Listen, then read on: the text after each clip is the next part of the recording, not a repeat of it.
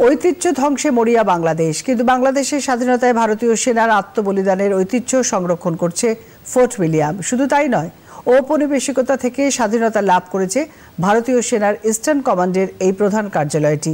আগেই ফোর্ট উইলিয়ামের নাম বদলে বিজয় দুর্গ রেখেছে নরেন্দ্র মোদী সরকার। এদিন শহীদ জওয়ানদের স্মৃতিতে শ্রদ্ধা নিবেদন করেন বন্ধু প্রতিবেশী দেশ ভুটানের সেনাপ্রধান। ভারতীয় সেনার আমন্ত্রণে কলকাতায় এসেছেন রয়্যাল ভুটান আর্মির চিফ অপারেটিং অফিসার বাতু সেরিং।